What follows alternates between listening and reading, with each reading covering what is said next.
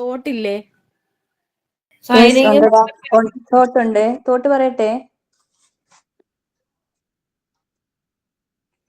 Hello Arya. പറഞ്ഞോ. Okay. Good morning, friends. Today's thought: do not compare your life to others. There is no comparison between the sun and the moon. They shine when it is their time. APJ Abdul Kalam. Thank you. Signing ആണ്. Good morning to all. I am Archana, signing to the mom class. ഇന്ന് June 19 വായനാ ദിനം. മലയാളിയെ വായന പഠിപ്പിച്ച് അവനെ വായനാശീലം ഉള്ളവരാക്കി തീർത്ത മഹാനായ PN പണിക്കരുടെ ചരമദിനമായ ജൂൺ 19 കേരളം വായനാ ദിനമായി ആചരിക്കുന്നു.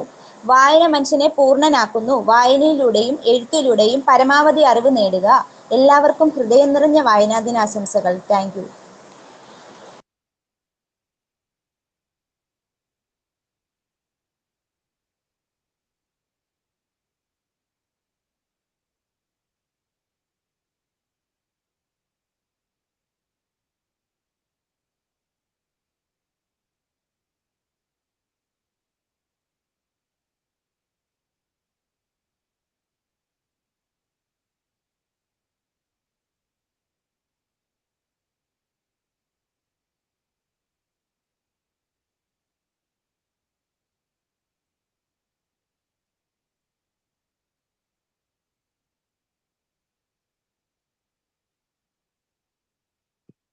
എന്തായാലും വായന ദിനല്ലേ, നമുക്ക് വായിക്കാം. പേജ് നമ്പർ 64 അല്ലേ എഡ്യൂക്കേഷണൽ സൈക്കോളജിയുടെ? റെലവൻസ് ഒക്കെ അല്ലേ പഠിപ്പിക്കേണ്ടത്? റെലവൻസ് ആൻഡ് കോൺട്രിബ്യൂഷൻ അല്ലേ? അത് ജസ്റ്റ് ആരെങ്കിലും വായിച്ചു തുടങ്ങിക്കോ. മിസ് വരുമ്പോഴത്തേക്കും സെറ്റ് ആവും.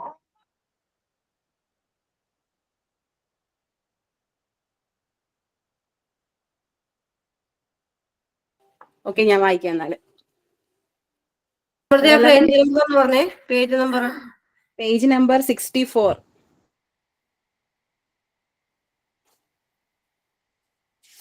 ഓക്കെ അല്ലേ? Relevance and contribution of educational psychology. A systematic knowledge of educational psychology will be useful for the teacher in the following ways: to understand the learner, to cater the individual difference, to understand the learning process, to understand effective method of teaching, to understand development characteristics, to enable teachers for curriculum development, to render guidance services.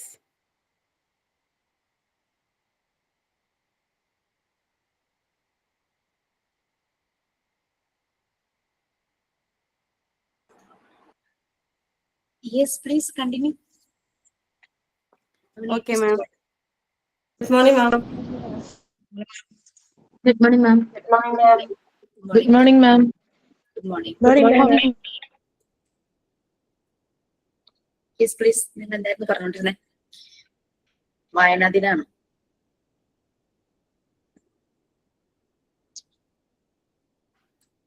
Yes, ma'am. എന്തായിരുന്നു ചെയ്തുകൊണ്ടിരുന്നത്? Prayer കഴിഞ്ഞോ? അതൊക്കെ കഴിഞ്ഞു ma'am. നമ്മൾ relevance and contribution of educational psychology വായിച്ചുകൊണ്ടിരിക്കുകയാണോ? Okay, very good. Activity presentation ഉണ്ടായിരുന്നു. എന്തായിരുന്നു റോഷ്നി? ഏതായിരുന്നു? എഡ്യൂക്കേഷൻ സൈക്കോളജിസ്റ്റിനെ കുറിച്ച്. ഫാദർ ഓഫ് എഡ്യൂക്കേഷണൽ സൈക്കോളജി ആരാണെന്നും അദ്ദേഹത്തെ പറ്റി അറിയാവുന്ന കാര്യങ്ങൾ പ്രസന്റ് ചെയ്യണം എന്നുള്ളതായിരുന്നു. ഇന്നത്തെ ദിവസത്തിന്റെ പ്രത്യേകത അറിയോ? ജൂൺ 9. ഓക്കെ, പ്ലീസ് വായിച്ചുകൊണ്ടിരുന്ന കണ്ടിന്യൂ ചെയ്യുവാണോ അതോ നമുക്ക് ആ പ്രസന്റേഷനിലേക്ക് പോവാണോ? കണ്ടിന്യൂ ചെയ്യാം അല്ലെ? ജസ്റ്റ് അത് ആ ഒരു പോർഷൻ അങ്ങ് കഴിഞ്ഞിട്ട് ബാക്കി ഭാഗത്തേക്ക് പോവാന്നാണോ? ഓക്കെ, പറഞ്ഞു. ഞാൻ ഷെയർ ചെയ്യാട്ടോ ഇപ്പൊ തന്നെ. I have so many medicines to take. അത് ഓരോന്നായിട്ട് പറക്കി വെച്ചു. ഓക്കെ, വായിച്ചു. ഞാൻ ഇപ്പൊ തന്നെ ഷെയർ ചെയ്യാം. മാം കണ്ടിന്യൂ ചെയ്യാനത്? Yes please. To give guidance for the education of extraordinary children, to understand group dynamic and social behavior in classroom, to develop constructive and creative discipline, to understand problems of children, to help in measuring learning outcomes, to prepare timetable, to prepare textbook and instructional materials, to select appropriate co-curriculum activities, to know about himself. In short, educational psychology helps the teacher to become a better teacher and the learner to become a better learner.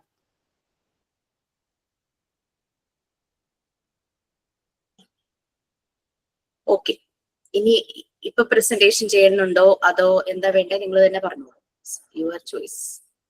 Ma'am, let her present, then we can start a class. Okay, do you have any slides or anything so that I can stop the presentation of educational psychology? Do you have? No, just sharing all the details. That's only. Yes, ma'am. Any presentation? No. Yes, please.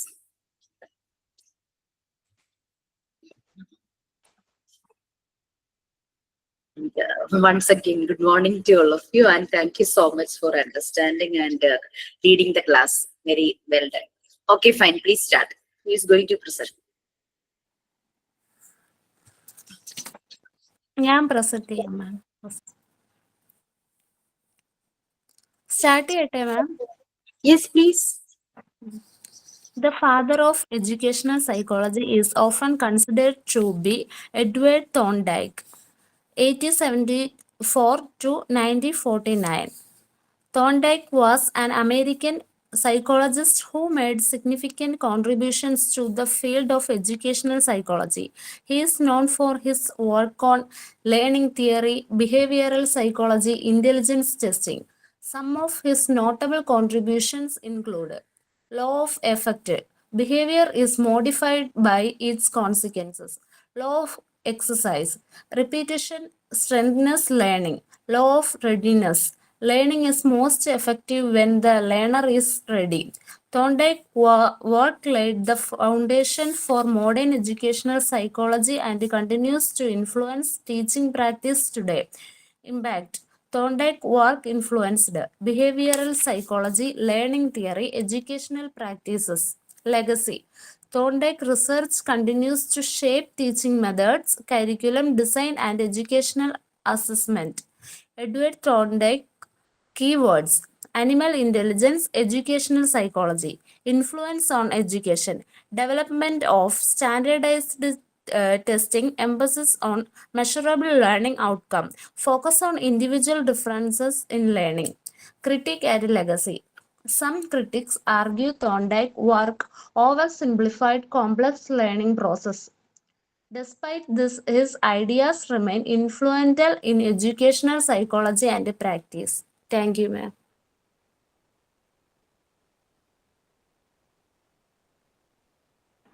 Okay, fine. Anything to add? ആരെങ്കിലും ഉണ്ടോ? വേറെ ആരെങ്കിലും ഉണ്ടോ? ഒരാൾ മാത്രമേ prepare ചെയ്തിട്ടുള്ളൂ. ഇത്രേ ഉള്ളൂ. Okay, no problem.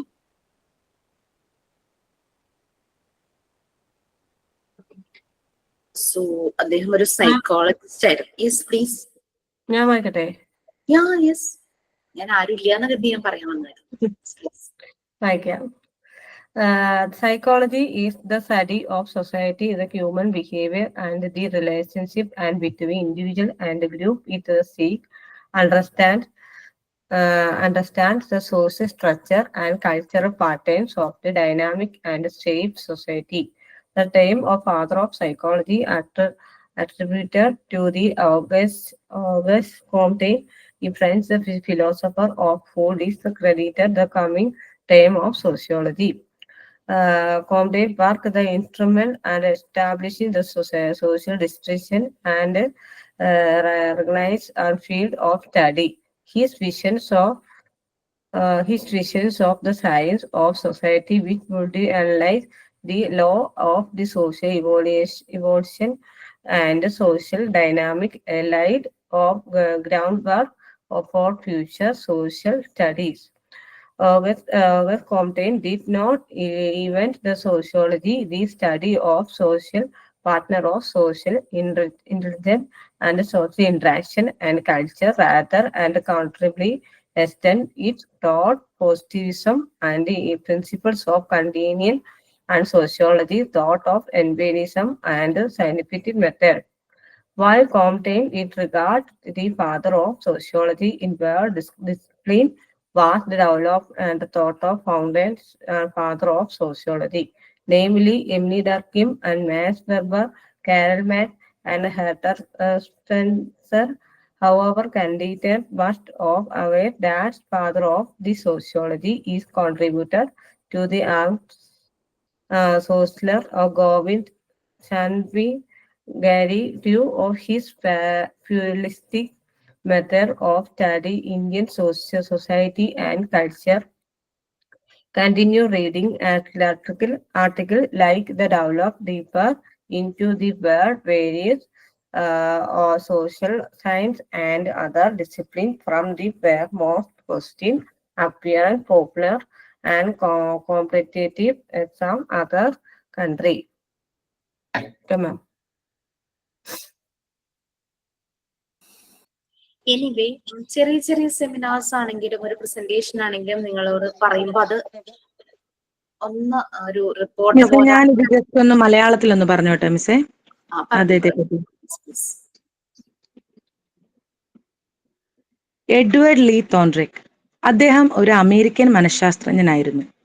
അദ്ദേഹം മനഃശാസ്ത്ര പഠനത്തിലും പ്രത്യേകിച്ച് പഠന പ്രക്രിയയിലും മൃഗങ്ങളുടെ മനഃശാസ്ത്രത്തിലും വലിയ സംഭാവനകൾ നൽകിയിട്ടുണ്ട്. അദ്ദേഹത്തിന്റെ ബന്ധന സിദ്ധാന്തം എന്ന സിദ്ധാന്തം വളരെ പ്രസിദ്ധമാണ്. ഇത് പഠനത്തെക്കുറിച്ചുള്ള പുതിയ ചിന്തകൾക്ക് വഴി തെളിയിച്ചു. തോൺട്രൈക്കിന്റെ പ്രധാന സംഭാവനകൾ ഇവയാണ്: ബന്ധന സിദ്ധാന്തം, പഠന നിയമങ്ങൾ, ഫലത്തിന്റെ നിയമം, തയ്യാറെടുപ്പിന്റെ നിയമം, പരിശീലന നിയമം, അതായത് പസിൽ ബോക്സ് പരീക്ഷണങ്ങൾ. തോൺട്രൈക്ക് വിശന്ന പൂച്ചകളെ പസിൽ ബോക്സുകളിലാക്കി അവ എങ്ങനെ രക്ഷപ്പെടാൻ പഠിക്കുന്നു എന്ന് നിരീക്ഷിച്ചു. ഈ പരീക്ഷണങ്ങളിലൂടെ അദ്ദേഹം പഠനത്തിന്റെ പ്രതികരണവും അതിന്റെ ഫലവും തമ്മിലുള്ള ബന്ധം എങ്ങനെയുണ്ടെന്ന് വിശദീകരിച്ചു. ഇത്രേ ഉള്ളൂ മാം. Okay, ma'am. Shall I? Horace Ma'am. Mann was an American. Sorry. Ma'am, did anyone? One second, Meghna. Okay. ജെറുഷ എനിക്ക് മെസ്സേജ് ഉണ്ടായിരുന്നു. ജെറുഷയുടെ വായിച്ചോട്ടെ എന്ന് ചോദിച്ചപ്പോ ഞാൻ മെസ്സേജിന് റിപ്ലൈ കൊടുത്തിരുന്നു. അപ്പം ആര് വായിക്കും? ജെറുഷ വായിക്കും, മേഘ്ന വായിക്കും. Okay, let her continue, ma'am. Okay, Jerusha please. Thank you, Meghna. Okay, ma'am. Edward Lee Thorndike is widely regarded as the father of educational psychology. He is recognized for his significant contributions to the field, particularly his research on learning processes and the application of psychological principles to education.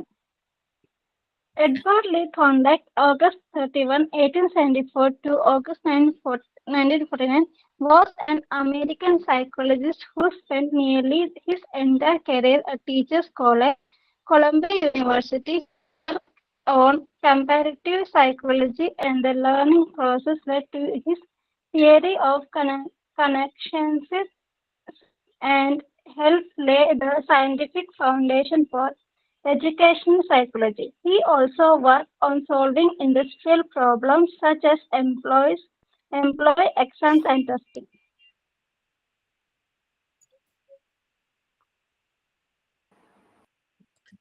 Okay. Horace Mann was an American educator and reformer. He is known as the father of public education for his efforts in establishing public schools, advocating for universal education, improving teacher training, promoting education as a fundamental right. Horace Mann was a pioneer American educator and reformer. As a secretary of Massachusetts Board of Education, he championed public education, advocating for universal access to schooling and improving teacher training. Mann believed education was key to social mobility and democracy, and his efforts laid the groundwork for the modern public education system in the United States. His legacy continues to influence education policy and philosophy. Horace Mann contributed went further. He pushed for longer school years and better funding. He emphasized the importance of qualified teachers and establishing teacher training programs.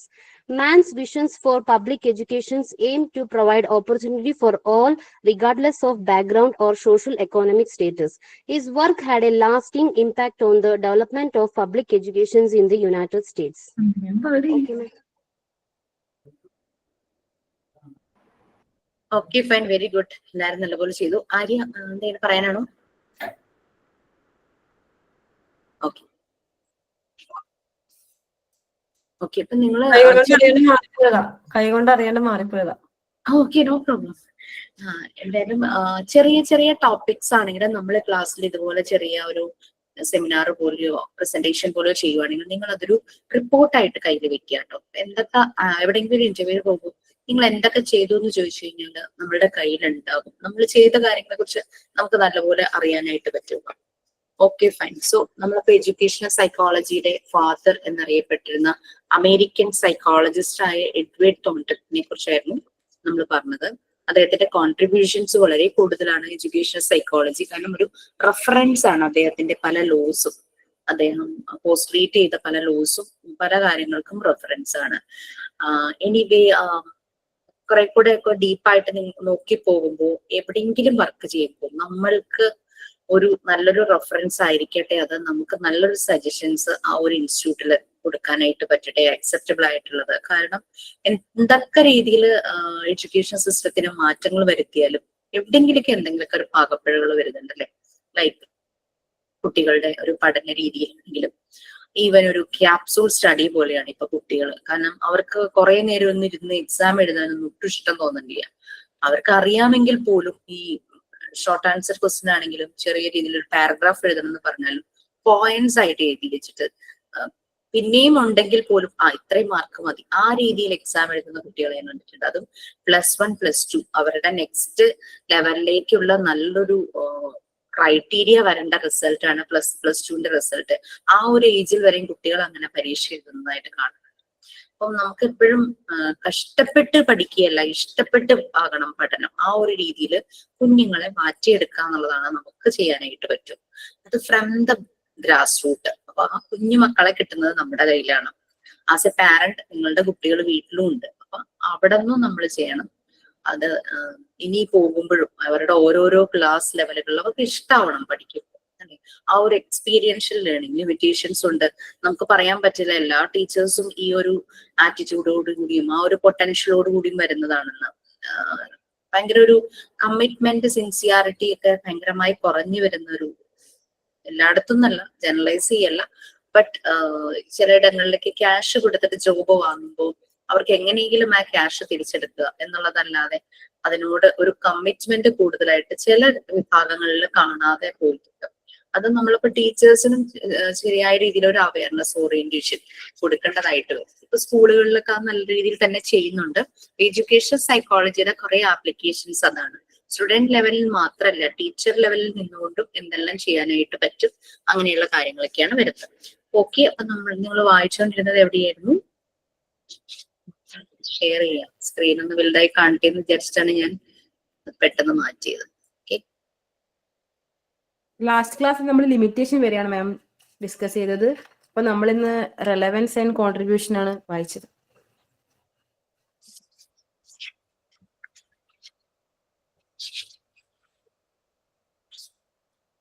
Okay, relevance and contribution എന്നുള്ള points എല്ലാം നിങ്ങൾ വായിച്ചു കഴിഞ്ഞോ?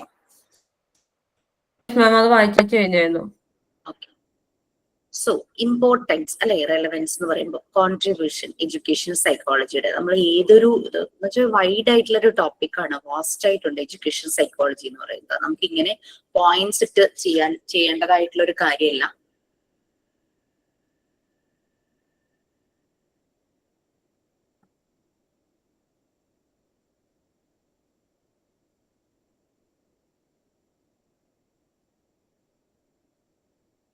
ഇതിന്റെയൊക്കെ കുറച്ചുകൂടെ detail ആയിട്ട് PG-യിൽ same ഇതൊക്കെ തന്നെ റിലേറ്റഡ് ആയിട്ടുള്ള പല കാര്യങ്ങളുമാണ് PG-യിലും വരുന്നത്. എഡ്യൂക്കേഷൻ സൈക്കോളജിയുടെ നമുക്ക് അതിൽ വരുന്നത് complete educational management and administration, സ്കൂളും പാരന്റ്സും തമ്മിലുള്ള പാർട്ട്ണർഷിപ്പ്, റിലേഷൻഷിപ്പ്, അങ്ങനത്തെ കാര്യങ്ങളൊക്കെയാണ് വരുന്നത് കൂടുതലായിട്ടും.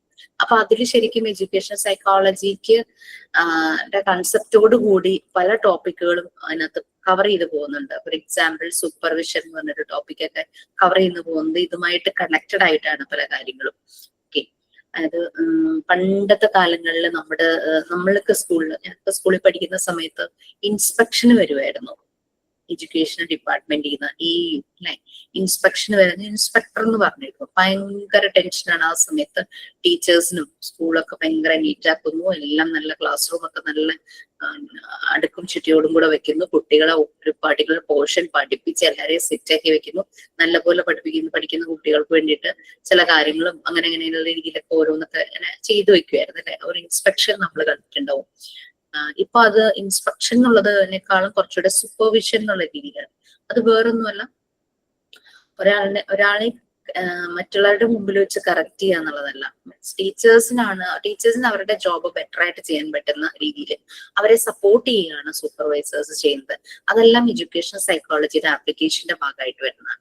അവർക്ക് വേണ്ടുന്ന സപ്പോർട്ട് കൊടുക്കുക, അവരുടെ പെർഫോമൻസ് കൂടുതൽ മെച്ചപ്പെട്ടതാക്കുക, അവർക്ക് വേറെ എന്തെങ്കിലും എക്സ്ട്രാ കഴിവുകൾ ഉണ്ടെങ്കിൽ, ഇപ്പൊ മാത്സ് ടീച്ചർക്ക് പാട്ട് പാടാൻ ഉണ്ടാവുമായിരിക്കും, അപ്പൊ ആ ടീച്ചറുടെ ആ ഒരു ക്വാളിറ്റി ആ സ്കൂളിന്റെ ഏതെങ്കിലും കാര്യങ്ങളിൽ ഉപയോഗപ്പെടുത്താനായിട്ട് അവരെ പ്രൊമോട്ട് ചെയ്യുക, ഇൻസ്പയർ ചെയ്യുക, അങ്ങനെയുള്ള കാര്യങ്ങളൊക്കെയാണ് പലപ്പോഴും സ്കൂളുകളിൽ നടക്കുന്നുണ്ട് അല്ലെ. ടീച്ചേഴ്സിനും ആക്ടിവിറ്റീസ് ഉണ്ട്, ടീച്ചേഴ്സിന്റെ ഡാൻസ് പ്രോഗ്രാംസ് ഉണ്ടാവും അല്ലെ, കുട്ടികളുടെ അതുപോലെ തന്നെ ഉണ്ടാവും. പിന്നെ അതുപോലെ അവർക്ക് വേണ്ടിയിട്ട് റിഫ്രഷിംഗ് സെഷൻസ് ഉണ്ടാവും, അവർക്ക് ചെറിയ രീതിയിലുള്ള പിക്നിക്സ് അറേഞ്ച് ചെയ്ത് കൊടുക്കും. അങ്ങനെ ടീച്ചർമാരെ കൂടുതൽ ആ ഒരു പ്രൊഫഷനോടും കൂടുതൽ അറ്റാച്ച്ഡ് ആക്കാനും ആ ഒരു ഇൻസ്റ്റിറ്റ്യൂട്ടിനോടും കൂടുതൽ അറ്റാച്ച്ഡ് ആക്കാനുള്ള പല രീതിയിലുള്ള ആക്ടിവിറ്റീസ് സ്കൂളുകൾ ഡിപ്പെൻഡിങ് ഓൺ ദ സ്കൂൾ ചെയ്യാറുണ്ട്. ഓക്കെ, ഇമ്പോർട്ടൻസ്, അതായത് relevance and contribution of education psychology ആണ് നിങ്ങൾ വായിച്ചു കഴിഞ്ഞത്. ഇത് ശരിക്കും പറഞ്ഞു കഴിഞ്ഞാൽ എഡ്യൂക്കേഷണൽ സൈക്കോളജി ഒരു ടീച്ചർക്ക് പല രീതിയിലും ബെനിഫിഷ്യൽ ആണ്, യൂസ്ഫുൾ ആണ്. അതിന്റെ ഒരു സിസ്റ്റമാറ്റിക് നോളജ്, എഡ്യൂക്കേഷൻ സൈക്കോളജിയുടെ സിസ്റ്റമാറ്റിക് നോളജ് നല്ല രീതിയിൽ ബെനിഫിഷ്യൽ ആണ് ഒരു ടീച്ചർക്ക് എന്താ, ടീച്ചറുടെ മുന്നിൽ വരുന്ന സോൾസ് എന്ന് പറയുന്നത് ലേണേഴ്സ് ആണല്ലേ, സ്റ്റുഡൻസ്. അവരെ മനസ്സിലാക്കാനായിട്ട് പറ്റുന്നു. നമുക്കറിയാം കുട്ടികളുടെ ഇൻഡിവിജ്വൽ ഡിഫറൻസ്, അവരുടെ ബിഹേവിയർ, അതിനെ പറ്റിയുള്ള ഒരു സ്റ്റഡി തന്നെയാണ് എഡ്യൂക്കേഷണൽ സൈക്കോളജി. ആ ഒരു ഏരിയയിൽ എന്തെല്ലാം ഇന്റർവെൻഷൻസ് നടത്താൻ പറ്റും, ആ കാര്യങ്ങളെല്ലാമാണ് എഡ്യൂക്കേഷണൽ സൈക്കോളജി ചെയ്യുന്നത്. അപ്പൊ മുന്നിൽ വരുന്ന കുട്ടിയെ മനസ്സിലാക്കാനായിട്ട് ടീച്ചർക്ക് പറ്റും. To understand the learner, to capture the individual difference. Okay, ആ ഇൻഡിവിജ്വൽ ഡിഫറൻസ് മനസ്സിലാക്കി അവർക്ക് കാര്യങ്ങൾ പ്രൊവൈഡ് ചെയ്യാനായിട്ട് പറ്റും. ഒരു കുട്ടിക്ക് അവന് പിക്ചർ വിഷ്വലൈസേഷനാണ് കൂടുതലായിട്ട് ഇമ്പാക്ട് വരുന്നത് എന്നുണ്ടെങ്കിൽ അവന്റെ ലേണിംഗ് മെത്തേഡ് വിഷ്വലൈസേഷനിലൂടെ ആക്കാനായിട്ട് നോക്കും അല്ലെ. ഇനി അതല്ല, അവന് കൂടുതലും തന്നെത്താനെ ഇരുന്നിട്ട് എന്തെങ്കിലും ആക്ടിവിറ്റി ചെയ്താണെങ്കിൽ അവനാണ് ഓരോ കുട്ടിയുടെയും യുണീക്നെസ് മനസ്സിലാക്കിയിട്ട് അവർക്ക് വേണ്ടത് പ്രൊവൈഡ് ചെയ്യുക. അതാണ് എഡ്യൂക്കേഷൻ സൈക്കോളജിയുടെ ഒരു ഇമ്പോർട്ടൻസ് ആയിട്ട് പറയുന്നത്. ഒരു ടീച്ചർക്ക് അതിന് പറ്റും, ആ എഡ്യൂക്കേഷൻ സൈക്കോളജിയുടെ സപ്പോർട്ടോടുകൂടി ടീച്ചർക്ക് അത് പറ്റും. ലേണിംഗ് പ്രോസസ് മനസ്സിലാക്കാനായിട്ട് പറ്റും. നമ്മൾ ആദ്യമായിട്ടൊരു സ്കൂളിൽ ചെല്ലുമ്പോഴേക്കും നമുക്ക് എങ്ങനെയാണ് ഒരു ക്ലാസ്സിൽ പോയി, നമുക്ക് ചിലപ്പോൾ നമ്മുടെ കയ്യിൽ കാര്യങ്ങളൊക്കെ ഉണ്ടാവും, ചെയ്യിക്കാനുള്ളത് ഉണ്ടാവും, പക്ഷെ ആ സ്കൂളിന്റെ ഒരു രീതി മെത്തേഡൊക്കെ ഉണ്ടാവുമല്ലോ. അപ്പോൾ ഈ ടീച്ചറെ സപ്പോർട്ട് ചെയ്യാനായിട്ട് അവിടെ കൊളീഗ്സ് അല്ലെങ്കിൽ കുറച്ചു മുമ്പ് ഞാൻ പറഞ്ഞ സൂപ്പർവൈസർ, അങ്ങനെയുള്ളൊരു ടീം ഉണ്ടാവും. അതെല്ലാം എഡ്യൂക്കേഷണൽ സൈക്കോളജിയുടെ ആ ഒരു പാർട്ടായിട്ട് വരുന്നതാണ്. ആ ലേണിംഗ് പ്രോസസ് മനസ്സിലാക്കാനായിട്ട് പറ്റും. Both the teacher and the students രണ്ടുപേരും കൂടിയാണല്ലോ ഈ ലേണിംഗ് പ്രോസസ്സിലൂടെ കടന്നു പോകുന്നത്. പിന്നെ ടീച്ചർക്ക് എഫക്റ്റീവ് മെത്തേഡ് ഓഫ് ടീച്ചിങ് മനസ്സിലാവും. കാരണം നമ്മളിവിടെ ചുമ്മാ എന്തോ പഠിപ്പിക്കുകയല്ല ചെയ്യുന്നത്, മുന്നിലിരിക്കുന്ന കുട്ടികളുടെ മനസ്സ് മനസ്സിലാക്കി അവരുടെ ഡിഫറൻസസ് മനസ്സിലാക്കി അവരുടെ പൊട്ടൻഷ്യൽ മനസ്സിലാക്കിയിട്ടാണ് നമ്മൾ അവരെ പഠിപ്പിക്കുന്നത്. So effective method of teaching അത് മനസ്സിലാക്കാനായിട്ട് പറ്റുന്നു. പിന്നെ ഈ ഒരു ലേണിംഗ് പ്രോസസ്സിലൂടെ പോകുമ്പോൾ പല ഏരിയയിലും ഡെവലപ്മെന്റ് ഉണ്ടാകും. കുട്ടികളിൽ ഉണ്ടാവുന്നു, ടീച്ചറിൽ ഉണ്ടാവുന്നു, ആ ഒരു ലേണിംഗ് എൻവിയോൺമെന്റ്, ക്ലാസ് റൂമിൽ ചില ഡെവലപ്മെന്റ് ഉണ്ടാവുന്നു, ഇൻസ്റ്റിറ്റ്യൂട്ടിൽ ഡെവലപ്മെന്റ് ഉണ്ടാവുന്നു, ഈവൻ ഇൻഡയറക്റ്റ് ആയിട്ട് വരുന്ന സൊസൈറ്റി, പാരന്റ്സ്, അങ്ങനെ എല്ലാ ഇടങ്ങളിലും ഒരു ഡെവലപ്മെന്റ് ഉണ്ടാവുന്നു. അപ്പോൾ അണ്ടർസ്റ്റാൻഡ് ദ ഡെവലപ്മെന്റ് ക്യാരക്ടറിസ്റ്റിക്സ്, അത് മാത്രമല്ല എഡ്യൂക്കേഷൻ സിസ്റ്റത്തിലുള്ള മാറ്റങ്ങൾ, അതിന്റെ ഡെവലപ്മെന്റ്, അതിനനുസരിച്ച് അപ്ഡേറ്റഡ് ആയിരിക്കും പലപ്പോഴും ഇവർക്ക് കൊടുക്കുന്ന ഓറിയന്റേഷൻ സെഷനും സപ്പോർട്ടും. അങ്ങനെയുള്ള എല്ലാ ഏരിയയിലുമുള്ള ഡെവലപ്മെന്റ് ക്യാരക്ടറിസ്റ്റിക്സ് മനസ്സിലാകും. പിന്നെ to enable teachers for curriculum development. Curriculum എന്ന് പറഞ്ഞാൽ അക്കാദമിക് റിലേറ്റഡ് അല്ലെ, നമ്മുടെ സ്റ്റഡി റിലേറ്റഡ്. ഓക്കെ, കരിക്കുലം ഡെവലപ്മെന്റില് ടീച്ചേഴ്സിന്, അതിന്റെ ഡെവലപ്മെന്റിന് ടീച്ചേഴ്സിന് കൂടുതലായിട്ട് ഇൻവോൾവ് ആവുകയും ചെയ്യും, അവർ ഇനേബിൾ ആവുകയും ചെയ്യും. നിങ്ങൾ കണ്ടിട്ടുണ്ടോന്ന് അറിയില്ല, ഈ ചില നമ്മുടെ കുട്ടികളുടെ ടെക്സ്റ്റ് ഒക്കെ എടുത്ത് നോക്കിക്കഴിഞ്ഞാൽ, നമ്മൾ ഏതെങ്കിലും പഠിച്ചിട്ടുള്ള സമയത്ത് ഏതെങ്കിലും സബ്ജക്റ്റിന്റെ ടെക്സ്റ്റ് എടുത്ത് നോക്കിക്കഴിഞ്ഞാൽ അതിന്റെ ഓർഡറിൽ ഏതെങ്കിലും ഒരു ടീച്ചർ, പ്രൊഫസർ ഒക്കെ കാണുമല്ലേ. അപ്പൊ ചില ടീച്ചേഴ്സ് ആണ് ടെക്സ്റ്റ് ബുക്കുകൾ ഉണ്ടാക്കാനും അതുപോലെ തന്നെ സിലബസ് റിവൈസ് ചെയ്യുക, സിലബസിൽ പുതിയ കാര്യങ്ങൾ ആഡ് ചെയ്യുക, അങ്ങനെയുള്ള ഒരു ടീമില് മിക്കവാറും ടീച്ചർമാരായിരിക്കും കൂടുതൽ വരുന്നത്. അപ്പൊ ആ കരിക്കുലം ഡെവലപ്മെന്റ് ചെയ്യാനായിട്ട് ടീച്ചേഴ്സിന് ഹെൽപ്പ് ചെയ്യും. പിന്നെ ഗൈഡൻസ് സർവീസസ് പ്രൊവൈഡ് ചെയ്യാൻ, പല രീതിയിലും ഗൈഡ് ചെയ്യാനായിട്ട് ഗൈഡൻസ് സർവീസസ് പ്രൊവൈഡ് ചെയ്യും. പിന്നെ എക്സ്ട്രാ ഓർഡിനറി ആയിട്ടുള്ള കുട്ടികൾക്ക് പ്രോപ്പർ ആയിട്ട് ഗൈഡൻസ് കൊടുക്കാനായിട്ട് പറ്റും. പ്രത്യേകിച്ചും സ്പെഷ്യൽ നീഡ്സ് ആവശ്യമുള്ള കുട്ടികൾ വരുമല്ലോ, അവർക്ക് അവരുടെ രീതിക്ക് അനുസരിച്ച്, അവരുടെ നീഡ്സിനനുസരിച്ച് അവർക്ക് ഗൈഡൻസ് കൊടുക്കാനായിട്ട് പറ്റും. ഹൈ പൊട്ടൻഷ്യൽ ഉള്ള വേറെയും കുട്ടികളുണ്ടെങ്കിൽ അവർക്കും അതിനനുസരിച്ച് ഗൈഡൻസ് കൊടുക്കാനായിട്ട് ടീച്ചേഴ്സിന് പറ്റും. Next, to understand group dynamic and social behavior in class. നമ്മളൊരു ക്ലാസ് റൂം ആകുമ്പോൾ പലപ്പോഴും ഇൻഡിവിജ്വലി മാത്രമായിരിക്കില്ല കാര്യങ്ങൾ നടക്കാറ്. ചില സമയത്ത് ഗ്രൂപ്പ് ആക്ടിവിറ്റീസ് നടക്കും. ഒരു ടീം സ്പിരിറ്റ് അവിടെ വരും അല്ലെ, ഒരു ടീം സ്പിരിറ്റ്, വണ്ണസ് എന്നുള്ളൊരു ഒരു ഫീലിംഗ്, വണ്ണസ് എന്നുള്ളൊരു എല്ലാവരും ഒരു ഒറ്റക്കെട്ടാണ്, ആ ഒരു ഫീല് വരുന്ന രീതിയിലുള്ള പല ഗ്രൂപ്പ് ഡൈനാമിക് ആയിട്ടുള്ള ആക്ടിവിറ്റീസ് നടക്കും. ഡൈനാമിക് എന്ന് പറഞ്ഞാൽ ആക്റ്റീവായിട്ട് വരുന്നത് എന്നുള്ള രീതിയിൽ.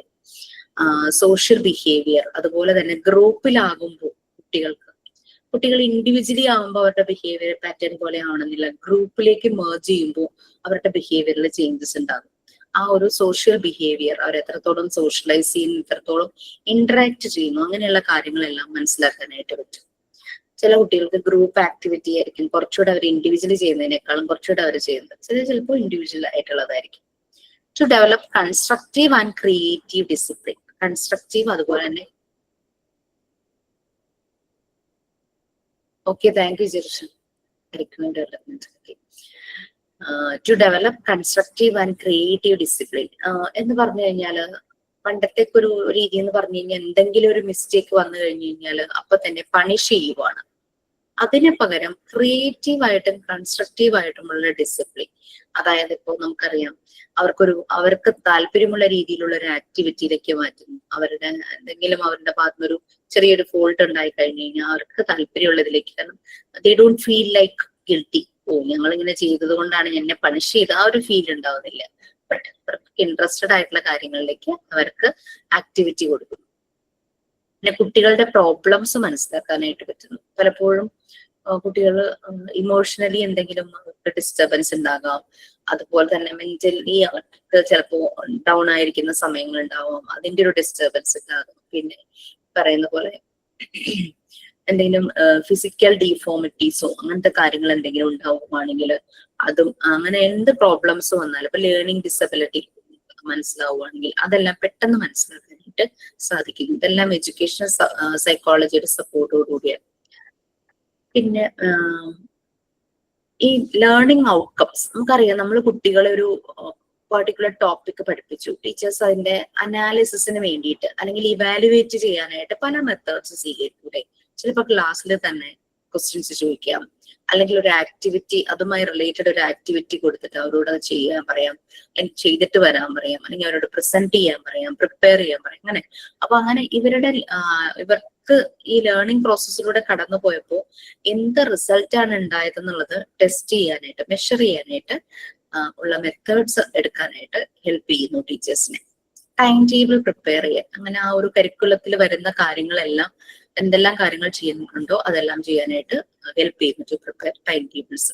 അതുപോലെ തന്നെ text books and instructional manuals, materials കുറച്ച് മുമ്പ് പറഞ്ഞല്ലോ, ടെക്സ്റ്റ് ബുക്കും അതുപോലെ തന്നെ ഇൻസ്ട്രക്ഷണൽ മാനുവൽസ്, ഇപ്പൊ ക്വസ്റ്റ്യൻ പേപ്പർ പ്രിപ്പയർ ചെയ്യുക, അങ്ങനെയുള്ള കാര്യങ്ങൾ.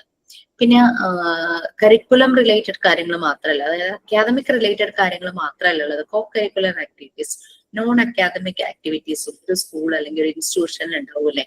അപ്പൊ അത് അപ്രോപ്രിയേറ്റ് ആയിട്ട് സെലക്ട് ചെയ്യാൻ കുട്ടികൾക്ക് വേണ്ടുന്നത്, ഇപ്പൊ ഡാൻസ്, മ്യൂസിക്, യോഗ, അങ്ങനെ പല പല ചെസ്, അങ്ങനെ പല പല ആക്ടിവിറ്റീസിൽ കുട്ടികൾക്ക് ജോയിൻ ആവാലോ. അപ്പൊ അങ്ങനെ സെലക്ട് ചെയ്യാവുന്നത്. To know about himself, education itself, അവനവനെ തന്നെ തിരിച്ചറിയാന്നുള്ളതാണ്. സോ അത് മനസ്സിലാകാനായിട്ട് പറ്റുന്നു. എഡ്യൂക്കേഷണൽ സൈക്കോളജി നമ്മൾ ചുരുക്കി പറഞ്ഞു കഴിഞ്ഞാൽ ഒരു ടീച്ചറെ ബെറ്റർ ടീച്ചർ ആക്കുകയും ചെയ്യും, അതുപോലെ തന്നെ സ്റ്റുഡൻസ് ലേണറെ ബെറ്റർ ലേണർ ആക്കാനും ഹെൽപ്പ് ചെയ്യും. അതാണ് ഈ ഇതിന്റെ എല്ലാം ഒരു നട്ട്ഷെൽ എന്ന് പറയുന്നത്. ഓക്കെ, അപ്പൊ അതായിരുന്നു relevance and contribution of educational psychology. Next comes methods of educational psychology.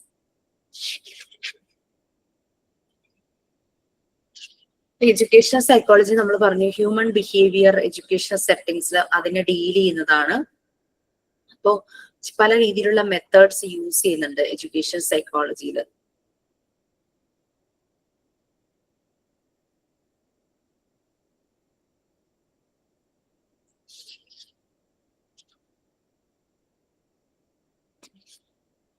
പല മെത്തേഡ്സും ഉപയോഗിക്കുന്ന മെത്തേഡ് താഴെ ആ മെത്തേഡ്സ് പറയുന്നുണ്ട്. ഈ മെത്തേഡ് എന്തിനെയെല്ലാം ഡിപ്പെൻഡ് ചെയ്താണ് നമ്മൾ ഈ മെത്തേഡ് ചൂസ് ചെയ്യുന്നത്. പല രീതിയിലുള്ള മെത്തേഡ്സ് ഉണ്ടല്ലോ. ഇവിടം വരെ ആരെങ്കിലും ഒന്ന് റീഡ് ചെയ്യാം. Differential or survey. Okay, ma'am. Methods of educational physiology. Educational physiology deals with the study of human behaviors in educational situations. The section of a particular methods depends upon nature of the problem to be studied, organization and resourcefulness of Resourcefulness. resourcefulness of the researcher, availability of the material, subjects, time and financial resource. അത്ര മതിയോ മാം? Next ടോപ്പിക്കും കൂടെ methods. നമ്മൾ method എന്തിനെയൊക്കെ depend ചെയ്യുന്നു പറഞ്ഞു. ഇനി methods ഏതൊക്കെയാണ്? ഇതൊന്നുമല്ല, ഇതിൽ കൂടുതൽ മെത്തേഡ്സ് ഉണ്ട്. നമ്മൾ മെയിൻ ആയിട്ടുള്ള മാത്രം ഇതിനകത്ത് പോയിന്റ് ഔട്ട് ചെയ്യുന്നുള്ളൂ. ആ differential or survey method educational psychology. Okay, Methods using in educational psychology. Important methods used in educational psychology. Introspection, clinical or care study methods, observation, differential or survey methods.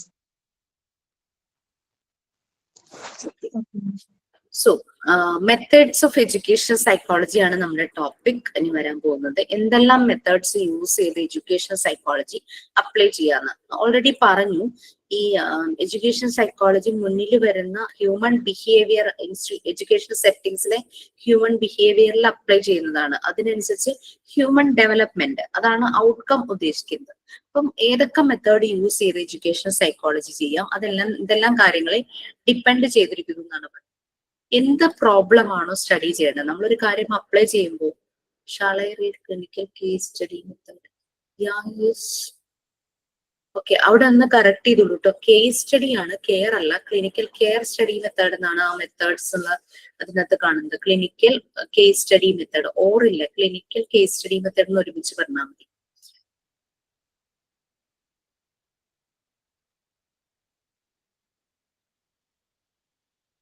Okay, 1 second.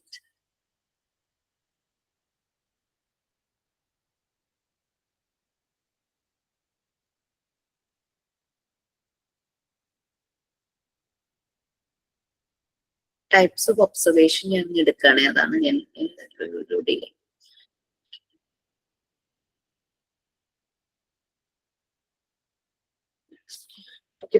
എന്ത് problem ആണോ വരുന്നത് ആ പ്രോബ്ലത്തിനനുസരിച്ച് ഉള്ള method എടുക്കും. പിന്നെ അതുപോലെ തന്നെ നമുക്ക് റിസോഴ്സ്, ഒരു കാര്യം അപ്ലൈ ചെയ്യാനായിട്ട് നമുക്ക് വേണ്ടുന്ന റിസോഴ്സസ് ഉണ്ടാവും. അല്ലെങ്കിൽ അത് ചെയ്യുന്ന ഒരാളുണ്ടാവും, ഒരു അനാലിസ്റ്റ് അല്ലെങ്കിൽ റിസർച്ചർ ഉണ്ടാവും. ആ റിസർച്ചറിന്റെ അവൈലബിലിറ്റി അല്ലെങ്കിൽ ആളുടെ എത്രത്തോളം പൊട്ടൻഷ്യൽ ഉണ്ട്, എത്രത്തോളം റിസോഴ്സ്ഫുൾ ആണ് ഈ റിസർച്ചർ, അതിനനുസരിച്ച് ആൾക്ക് കൊടുക്കുന്ന ഓറിയന്റേഷൻ. ഒരു സ്കൂളിന് ഒരു പർട്ടിക്കുലർ ഒരു ആളുണ്ടാവും, ഒരു സൂപ്പർവൈസറിനോ അല്ലെങ്കിൽ കൗൺസിലറിനോ അങ്ങനെ ആരെങ്കിലും ഉണ്ടാവും പഠന കാര്യങ്ങളിൽ സപ്പോർട്ട് ചെയ്യാനായിട്ട്. ആളുടെ ഒരു പൊട്ടൻഷ്യൽ എത്രയുണ്ട്, അല്ലെങ്കിൽ ആൾക്ക് എക്സ്ട്രാ ആയിട്ട് എന്തെങ്കിലും ഓറിയന്റേഷൻ ട്രെയിനിങ്ങും കൂടെ കൊടുക്കുന്ന രീതിയിൽ, ആ രീതിയിൽ എന്നിട്ട് എഡ്യൂക്കേഷൻ സൈക്കോളജിയുടെ മെത്തേഡ് ഓപ്റ്റ് ചെയ്യും. പിന്നെ ഓരോ സ്കൂളിന്റെ ഫിനാൻഷ്യൽ സപ്പോർട്ട് അല്ലെങ്കിൽ ഫിനാൻഷ്യൽ റിക്വയർമെന്റ് അല്ലെങ്കിൽ ഫിനാൻഷ്യൽ റിസോഴ്സസ് എത്രത്തോളം അവര് ഫിനാൻഷ്യലി സെറ്റ് ആണ് അതിനനുസരിച്ചും പിന്നെ മെറ്റീരിയലിന്റെ അവൈലബിലിറ്റി അനുസരിച്ചും ഓരോ മെത്തേഡ് ചെയ്യാനായിട്ട് ആവശ്യമുള്ള മെറ്റീരിയൽസ് എന്താണ്, എത്രത്തോളം അതിന് ഫണ്ട് വേണം, അതിനൊക്കെ അനുസരിച്ച് ഇതൊക്കെ അനുസരിച്ചാണ് എഡ്യൂക്കേഷൻ സൈക്കോളജിയുടെ മെത്തേഡ്സ് എടുക്കുന്നത്. അപ്പൊ മെത്തേഡ്സ് എഡ്യൂക്കേഷൻ സൈക്കോളജിയിൽ വരുന്ന മെത്തേഡ്സ് ഇമ്പോർട്ടന്റ് മെത്തേഡ്സ് ആണ് കൊടുത്തിരിക്കുന്നത്. ആ 4 കൊടുത്തിട്ടുണ്ടെങ്കിലും പിന്നെയും അതിനകത്ത് പറയുന്നുണ്ട്, 5 തന്നെ പറയുന്നുണ്ട്. സയന്റിഫിക് മെത്തേഡും കൂടെ എക്സ്ട്രാ പറയുന്നുണ്ട്. അപ്പൊ കുറെ മെത്തേഡ്സ് ഉണ്ട്. അപ്പൊ first one introspection, second one clinical case study എന്നാക്കണേ, കെയർ അല്ല. പിന്നെ observation, differential or survey method. First one ആരെങ്കിലും ഒന്ന് പറയാം. ഇൻട്രോസ്പെക്ഷൻ.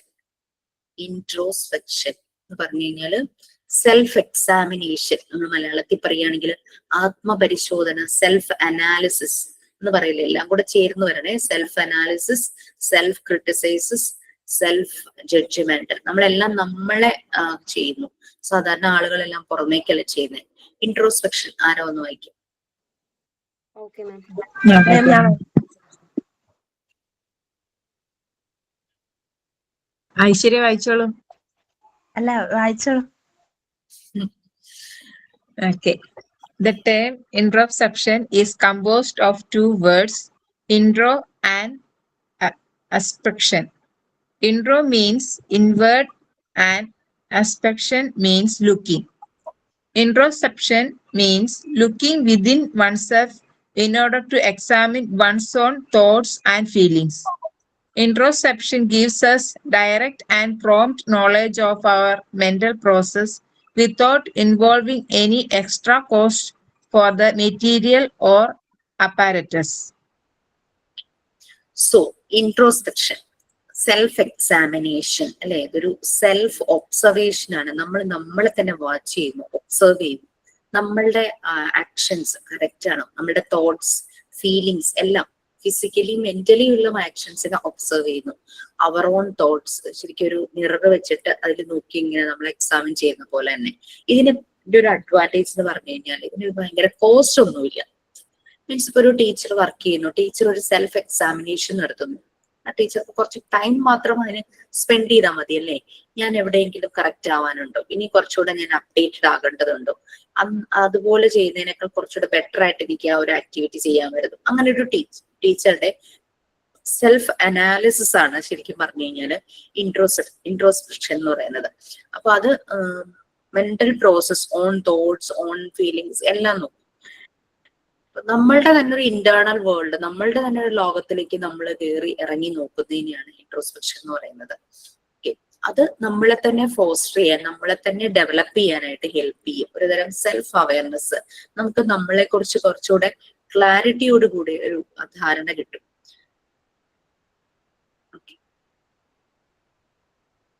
ഇത് സെൽഫായിട്ട് ചെയ്യുന്ന കാര്യങ്ങളാണ്. ഇതിന് നമുക്ക് കുറെ കൂടെ നമ്മളെ സെറ്റ് ആക്കാനായിട്ട് നമുക്ക്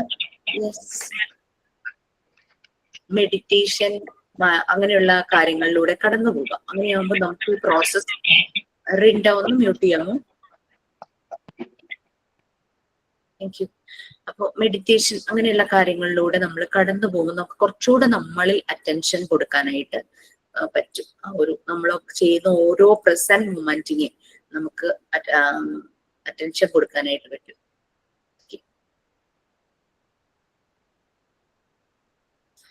ഒരു എക്സാമ്പിൾ പറയുകയാണെങ്കിൽ നമുക്ക് ഏതെങ്കിലും ഒരു സിറ്റുവേഷനിൽ നമുക്ക് ദേഷ്യം വന്നു, നമ്മൾ പിന്നീട് അതിനെക്കുറിച്ച് ചിന്തിച്ച് അനലൈസ് ചെയ്യുക. എന്തിനാണ് ഞാൻ ആ ഒരു സിറ്റുവേഷനിൽ ദേഷ്യം വന്നത്, ഇത്രയും ഞാൻ ദേഷ്യപ്പെടുന്നുണ്ടായിരുന്നു, അല്ലെങ്കിൽ ആ ഒരു സിറ്റുവേഷനിൽ ഞാൻ വെറുതെ എൻ്റെ ഉള്ളിലുണ്ടായിരുന്ന ഫ്രസ്ട്രേഷൻ, ദേഷ്യം പുറത്തേക്ക് കാണിക്കണോ, ഇങ്ങനെയൊക്കെയുള്ള രീതിയിൽ നമ്മളെ കുറിച്ച് തന്നെ അനലൈസ് ചെയ്യുന്ന കാര്യം തന്നെയാണ് introspection.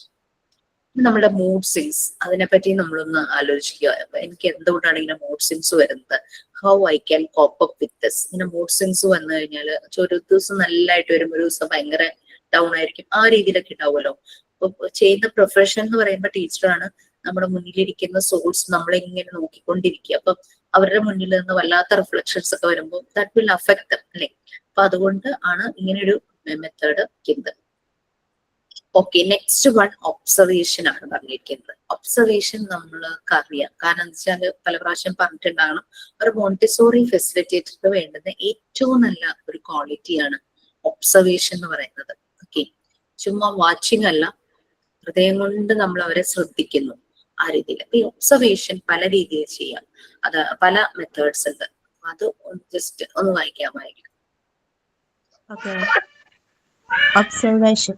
Observation means the examination of something especially for the purpose of collecting data. Types of observation. Participant observations, non-participant observation, controlled observation, uncontrolled observation. Okay, so types of observation ഉണ്ട്. Observation നമ്മൾ പറയുന്നത് examination of something, ചുമ്മാ നോക്കുക എന്നുള്ളതല്ല, അതിനെ വളരെ scientific ആയിട്ട് നല്ല രീതിയിൽ എന്താ പറയാ, നല്ല ശ്രദ്ധയോടുകൂടി കോൺസെൻട്രേഷനോട് കൂടി നമ്മൾ വാച്ച് ചെയ്യുന്നതിനെയാണ് ഒബ്സർവേഷൻ എന്ന് പറയുന്നത്, ഏതെങ്കിലും ഒരു പർപ്പസിന് വേണ്ടിയിട്ട്. ഓക്കെ, പാർട്ടിസിപ്പന്റ് ഒബ്സർവേഷൻ എന്ന് പറഞ്ഞു കഴിഞ്ഞാൽ ഒരു ക്വാളിറ്റേറ്റീവ് മെത്തേഡാണ്. എന്ന് പറഞ്ഞു കഴിഞ്ഞാൽ ഇപ്പൊ ഒരു എന്തെങ്കിലും ഒരു പ്രോഗ്രാം നടക്കുകയാണ്, ഒരു ഗ്രൂപ്പ് ആക്ടിവിറ്റി ആണെന്ന് വിചാരിച്ചു, അല്ലെങ്കിൽ ഗ്രൂപ്പ് അല്ലെങ്കിൽ സോഷ്യൽ ആക്ടിവിറ്റി, സോഷ്യൽ സെറ്റിംഗ് ആണ്, സ്റ്റഡിയും പഠനവുമായി ബന്ധപ്പെട്ട ഒരു ഗ്രൂപ്പ് ആക്ടിവിറ്റി. ആ ആക്ടിവിറ്റി നടക്കുമ്പോൾ നമ്മൾ അതിന്റെ പാർട്ടിസിപ്പന്റുമാണ്, അതിനൊപ്പം തന്നെ ഒബ്സർവ് ചെയ്ത് അത് നോട്ട് ചെയ്ത് വെക്കും, ഡേറ്റാസ് കളക്ട് ചെയ്ത് വെക്കും. ആക്ടിവിറ്റിയിലൂടെ എന്തെല്ലാം കാര്യങ്ങൾ നടന്നു, ആ ആക്ടിവിറ്റിയുടെ ഔട്ട്കം എന്താണ്, ആളുകൾക്ക് എന്തെല്ലാം മനസ്സിലായി, അങ്ങനെയുള്ള കാര്യങ്ങൾ. അത് നമ്മുടെ സ്റ്റഡി മെത്തേഡും അത് തന്നെയാണ്, പാർട്ടിസിപ്പന്റ് ഒബ്സർവേഷൻ എന്ന രീതിയിൽ തന്നെയാണ്. നമ്മൾ ചിലപ്പോ ചിലര് എന്തെങ്കിലും ഒരു കാര്യം പ്രസന്റ് ചെയ്യുമ്പോൾ മറ്റുള്ളവരത് കേട്ട് അത് നോട്ട് ചെയ്യുന്നു, പാർട്ടിസിപ്പന്റും ആണ്, അതേസമയം ഒബ്സർവ് ചെയ്യുന്നു അല്ലെ. ആക്റ്റീവ് ഇൻവോൾവ്മെന്റ് ആണ്, ഇൻ ഡെപ്തില് മനസ്സിലാകുന്നു കാര്യങ്ങൾ. ഓക്കെ, ആക്റ്റീവായിട്ട് ഇൻവോൾവ്ഡ് ആണ്, ആ ഗ്രൂപ്പിലുണ്ട്. ഇപ്പൊ നമ്മൾ വട്ടത്തിൽ ഇങ്ങനെ ഇരിക്കുവാണ്, സർക്കിളിൽ ഇരിക്കുവാണെങ്കിൽ നമ്മൾ ആ സർക്കിളിന്റെ ഭാഗവുമാണ്. എന്താണോ അവിടെ ആളുകൾ സംസാരിക്കുന്നത് അതെല്ലാം ശ്രദ്ധിക്കുന്നു, ആവശ്യമുള്ള കാര്യങ്ങൾ നോട്ട് ചെയ്ത് വെക്കുന്നു. അങ്ങനെ ഒരു പാർട്ടിസിപ്പന്റ് നമ്മളുടെ ടേൺ വരുമ്പോൾ നമ്മളും കുറച്ച് കാര്യങ്ങൾ സംസാരിക്കുന്നു, അങ്ങനെ ആ ഒരു രീതിയിൽ നമ്മുടെ ക്ലാസ് ഒരുവിധം ഒരു പാർട്ടിസിപ്പന്റ് ഒബ്സർവേഷൻ എന്നുള്ള ആ ഒരു മെത്തേഡിലൂടെയാണ് പോകുന്നത്. ഇൻ ഡെപ്ത് അണ്ടർസ്റ്റാൻഡിങ് ഉണ്ടാകും. ക്വാളിറ്റേറ്റീവ് ഡേറ്റ ആണ് ഇതിന്റെ ഒരു ഔട്ട്കം എന്ന് പറയുന്നത്. കാരണം കുറെ ഇൻഫർമേഷൻസ്, കുറെ പേരിരുന്ന് സംസാരിക്കുവാണല്ലോ, അപ്പൊ കുറെ ഇൻഫർമേഷൻസ് നമുക്ക് കളക്ട് ചെയ്യാനായിട്ട് പറ്റും. ഓക്കെ, ഇതെല്ലാമാണ് ഇതിന്റെ ഒരു ബെനിഫിറ്റ് എന്നൊക്കെ പറഞ്ഞു കഴിഞ്ഞാൽ നല്ല എൻഹാൻസ്ഡ് അണ്ടർസ്റ്റാൻഡിങ് ആണ്, റിച്ച് ക്വാളിറ്റേറ്റീവ്, നല്ല സ്റ്റാൻഡേർഡ് ആയിട്ടുള്ള ക്വാളിറ്റേറ്റീവ് ഡേറ്റ കിട്ടും. പിന്നെ അങ്ങനെ നമുക്ക് ബുദ്ധിമുട്ടൊന്നുമില്ല, നമുക്ക് ഈസി ആയിട്ട്. ഇപ്പം അതേസമയം വേറൊരു ഗ്രൂപ്പ് ഇരുന്ന് ചെയ്യുന്നു, പുറത്ത് നിൽക്കുന്ന ആളെ ഒബ്സർവ് ചെയ്യാന്ന് പറഞ്ഞു കഴിഞ്ഞാല് അത് കുറച്ചുകൂടെ ബുദ്ധിമുട്ടായിരിക്കും അല്ലെ. കാരണം എന്താ വെച്ചാല് അയാൾ അതിന്റെ ഭാഗമല്ല, പക്ഷെ അവരെ ശ്രദ്ധിച്ചുകൊണ്ട് നിൽക്കുകയാണ്. ചിലർക്ക് അറിഞ്ഞു കഴിഞ്ഞാൽ ബുദ്ധിമുട്ടുണ്ടാവും, അറിയാതെ ശ്രദ്ധിക്കണം, അങ്ങനെയുള്ളത്. നെക്സ്റ്റ് അതാണ് വരുന്നത് നോൺ പാർട്ടിസിപ്പന്റ്.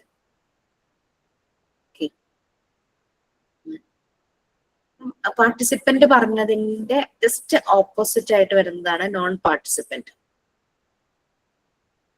ഇപ്പൊ നിങ്ങളുടെ ഒരു ആക്ടിവിറ്റി ചെയ്യാനായിട്ട് പറഞ്ഞു, അപ്പൊ നിങ്ങൾ എല്ലാവരും കൂടെ ചെയ്യുന്നു, ഞാൻ അതിലെ പാർട്ടിസിപ്പന്റ് അല്ല, ഞാൻ പുറത്ത് നിൽക്കുകയാണ്. സർക്കിളിനകത്ത് നിങ്ങൾ മാത്രമേ ഉള്ളൂ, ഞാൻ പുറത്ത് ഔട്ട്സൈഡ് ആയിട്ട് നിൽക്കുവാണെങ്കിൽ ഞാൻ ശരിക്കും ഞാൻ നോക്കുവാണ് ചെയ്യുന്നത്, ഇങ്ങനെ നോക്കിക്കൊണ്ടിരിക്കും എന്താ ചെയ്യുന്നത്. കാരണം ഞാനൊന്നും പറയുന്നുമില്ല, എന്റേതായിട്ടുള്ള ഇന്റർവെൻഷൻസ് ഒന്നുമില്ല, നിങ്ങളാണ് ആക്ടിവിറ്റീസ് ചെയ്യുന്നത്.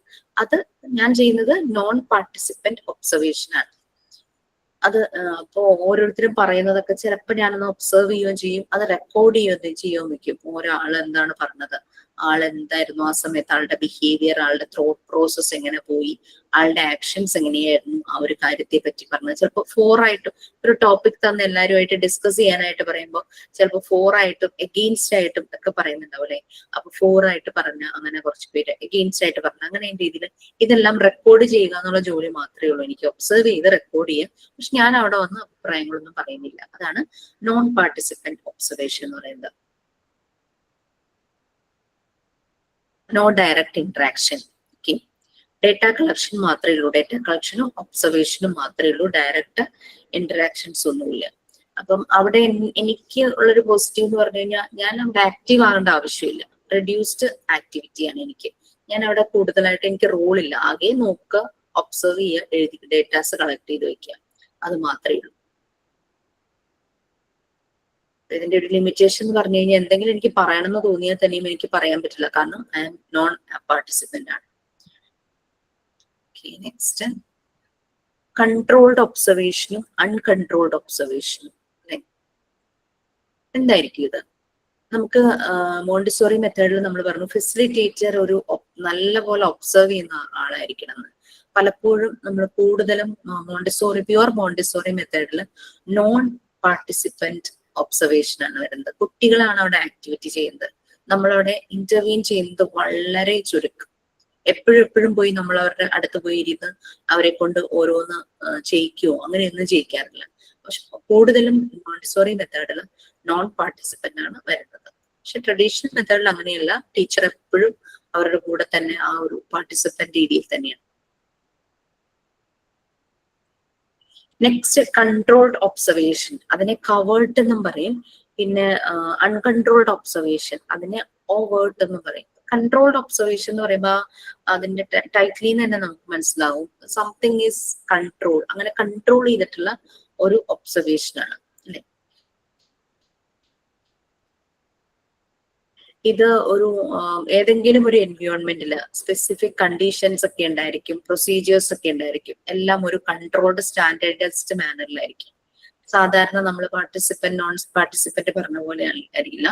ഇവിടെ റിസർച്ചേഴ്സ് ഒബ്സർവ് ചെയ്യുന്ന ആള് ഒരു കൺട്രോൾഡ് സെറ്റപ്പിലായിരിക്കും. എന്താണ് നടക്കുന്നത് എന്നുള്ളത് ഒബ്സർവ് ചെയ്യുന്നു. പിന്നെ ഓരോ വേരിയബിൾസിനെയും അതുപോലെ തന്നെ പ്രൊസീജിയേഴ്സിനെയും അനുസരിച്ചായിരിക്കും അവിടെ ആക്ടിവിറ്റി നടക്കുന്നത്. അപ്പൊ അവിടെ കൂടുതലായിട്ട് ഇപ്പൊ നമ്മള് പാർട്ടിസിപ്പന്റ് എന്നൊക്കെ പറയുമ്പോൾ അതിങ്ങനെ ആളുകൾ പലതും ഡിസ്കസ് ചെയ്ത് വൈഡായിട്ട് അതിങ്ങനെ പോകും. അവിടെ ഫ്രീഡം കൂടുതലാണ്, കൺട്രോൾ ചെയ്തിട്ടില്ല. അവിടെ ഫ്രീഡം കൂടുതലാണ്. പക്ഷെ കൺട്രോൾഡ് എന്ന് പറയുമ്പോൾ അവിടെ സർട്ടൻ സ്റ്റാൻഡേർഡ്സും പ്രൊസീജിയേഴ്സും കാര്യങ്ങളൊക്കെ ഉണ്ടാവും. അതിനനുസരിച്ച് മാത്രമാണ് ആ ഒബ്സർവേഷൻ നടക്കുള്ളൂ. ഇത് പ്രത്യേകിച്ചും ഒരു ലാബ് പോലുള്ള സ്ഥലങ്ങളിൽ അവിടെ നമുക്ക് ഒരു സർട്ടൻ കൺട്രോൾ ഒക്കെ ഉണ്ടാവും ചില കാര്യങ്ങളിലൊക്കെ ചെയ്യുന്നതിന്. എല്ലാം നമുക്ക് ഫ്രീ ആയിട്ട്, കാരണം ഇപ്പൊ കെമിക്കൽ ലാബൊക്കെ ആണെങ്കിൽ അവിടെ കുറെ മെറ്റീരിയൽസ് ഉണ്ടാകും. ചിലപ്പോൾ വളരെ സൂക്ഷിച്ച് ഹാൻഡിൽ ചെയ്യേണ്ടത്, അങ്ങനെ പല കാര്യങ്ങളുണ്ടാവും. അങ്ങനെ ഇടങ്ങളിലൊക്കെ കൺട്രോൾഡ് ആയിട്ടായിരിക്കും അവിടുത്തെ സ്റ്റുഡൻസ് അവിടെ വരുമ്പോഴേക്കും കൂടുതൽ ടീച്ചേഴ്സിന്റെ ഒരു ഇന്റർവെൻഷൻ വരാം, അല്ലെങ്കിൽ ലാബ് അസിസ്റ്റന്റിന്റെ ഇന്റർവെൻഷൻസ് വരാം. കാരണം അവിടുത്തെ സെറ്റിങ്സ് എന്ന് പറഞ്ഞു കഴിഞ്ഞാൽ ഒരു കൺട്രോൾഡ് ആയിട്ടുള്ളതാണ്, ഉള്ള സെറ്റിങ്സ് ആണ് അവിടെ വെച്ചിരിക്കുന്നത്. പിന്നെ എപ്പോഴും ഒരു പ്രീ ഡിറ്റർമിൻഡ് ആയിട്ടുള്ള കാര്യങ്ങൾ ഫോളോ ചെയ്യാം. അപ്പൊ ചില ക്ലാസ്സുകൾ എന്ന് പറഞ്ഞു കഴിഞ്ഞാൽ നമ്മളിങ്ങനെ എന്തെങ്കിലും ടോപ്പിക് എടുത്ത് വരുമ്പോൾ ഡീവിയേറ്റ് ചെയ്ത് നമ്മൾ വേറൊരു ടോപ്പിക്കിലേക്ക് പോകാറുണ്ടല്ലേ. അവിടെ ആ ഒരു പാർട്ടിസിപ്പൻസിന്റെ രീതി അനുസരിച്ച് അവിടെ കാര്യങ്ങൾ നടക്കും. അതൊക്കെയാണ് പാർട്ടിസിപ്പന്റ് ഒബ്സർവേഷനിലും നോൺ പാർട്ടിസിപ്പന്റിലും അങ്ങനെ നടക്കുന്നത്. പക്ഷെ കൺട്രോളിൽ എന്ന് പറഞ്ഞാൽ സർട്ടൻ പ്രീ അസൈൻഡ് കാര്യങ്ങളൊക്കെ ഉണ്ട്. അതിനനുസരിച്ച് മാത്രമാണ് അവിടെ പല കാര്യങ്ങളും മുന്നോട്ട് പോകുള്ളൂ. കുറെ എക്സാമ്പിൾസ് ഒക്കെ കൊടുത്തിട്ടുണ്ട് കേട്ടോ. ഓക്കെ, ഇനി കൺട്രോൾഡ് പറഞ്ഞപ്പോ കവേർട്ട് എന്നും ഇത് അറിയപ്പെടും. COVERT എന്ന് വെച്ചാൽ ഒരു കവർ, ഒരു ലിമിറ്റേഷൻസ് ഉള്ളതുപോലെ. Next, uncontrolled observation.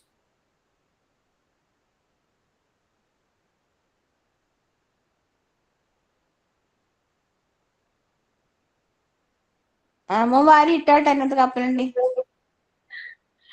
Okay, uncontrolled. ജ്യോതി ഒന്ന് മ്യൂട്ട് ചെയ്തോളൂ കേട്ടോ. Uncontrolled observation. മോള് തട്ടിയത്. No problem. നാച്ചുറൽ സെറ്റിങ്സ്, നമുക്കിവിടെ റെസ്ട്രിക്ഷൻസ് ഒന്നുമില്ല, പ്രീ ഡിഫൈൻഡ് ആയിട്ടുള്ള കാര്യങ്ങളൊന്നുമില്ല. നാച്ചുറൽ ആയിട്ട് നമ്മളിരുന്ന് യാതൊരു കൺട്രോളും ആ ഒരു സിറ്റുവേഷനിൽ ഇല്ല. അങ്ങനെ നടക്കുന്ന ഒരു ഒബ്സർവേഷൻ ആണ് അൺകൺട്രോൾഡ് ഒബ്സർവേഷൻ. നാച്ചുറൽ ആണ്, നോ മാനിപ്പുലേഷൻ, പിന്നെ സിറ്റുവേഷൻസിനെ ചേഞ്ച് ചെയ്യുക അങ്ങനത്തെ കാര്യങ്ങളൊന്നുമില്ല, കൺട്രോൾ ഇല്ല. പിന്നെ അപ്പൊ എന്ത് കാര്യങ്ങൾ വേണമെങ്കിലും ഡിസ്കസ് ചെയ്യാം, അങ്ങനെയുള്ള വരുന്നതാണ് ഒരു നാച്ചുറൽ ആയിട്ടുള്ള ഒരു ഒബ്സർവേഷൻ. അതൊക്കെ അൺകൺട്രോൾഡ് ഒബ്സർവേഷന്റെ എക്സാമ്പിൾ ആയിട്ട് വരും കേട്ടോ. പാർട്ടിസിപ്പന്റ് ഒബ്സർവേഷൻ ഒക്കെ അത് തന്നെയാണ്, അൺകൺട്രോൾഡ് ടൈപ്പ് തന്നെയാണ്. അവിടെ എല്ലാം ഓപ്പൺ ആണ്, ഓവേർട്ട്, OVERT എല്ലാം ഓപ്പൺ ആണ്. No closed circumstances, no limitations, no restrictions, അങ്ങനെയെല്ലാം. അപ്പൊ കൂടുതൽ ഐഡിയാസ് ആളുകളിൽ നിന്ന് വരും. അങ്ങനെ വരുമ്പോൾ ചിലപ്പോൾ ടൈം കൂടുതൽ എടുക്കും ആ ഒരു പ്രോസസ്സ് നടക്കാൻ. അതൊക്കെയാണ്, കൺട്രോളില്ലല്ലോ. അതുകൊണ്ട് ചിലപ്പോൾ അതിങ്ങനെ കുറെ ടൈമിലേക്കൊക്കെ എക്സ്റ്റെൻഡ് ചെയ്ത് അങ്ങനെ പോകും.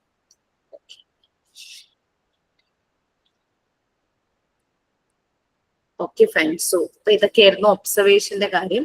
അപ്പൊ ഒരു മോണ്ടിസോറി ഫെസിലിറ്റേറ്റർക്ക് വളരെ വേണ്ടുന്ന ഒരു ക്വാളിറ്റിയാണ് ഒബ്സർവേഷൻ. പലപ്പോഴും നമ്മൾ കൂടുതലും ഫോക്കസ് ചെയ്യുന്നത് നോൺ പാർട്ടിസിപ്പന്റിലാണ്. വൺസ് ഇൻ എ വൈലൊക്കെയാണ് ചില ആക്ടിവിറ്റീസിൽ കുട്ടികൾക്ക് നമ്മൾ ഇന്റർവെയിൻ ചെയ്യേണ്ട വരുള്ളൂ. ഇനീഷ്യലി നമ്മൾ അവർക്ക് ഡെമോ കൊടുക്കും, ഏത് ആക്ടിവിറ്റിയാണോ ചെയ്യേണ്ടത്. പിന്നെ കുട്ടി തന്നെ ചെയ്യുവാണ്, നമ്മളത് അവരറിയാതെ വാച്ച് ചെയ്യുവാണ് ചെയ്യുന്നത്. കുട്ടികൾ അറിഞ്ഞുകൊണ്ട് നമ്മൾ ഒരിക്കലും അവരെ വാച്ച് ചെയ്യരുത്.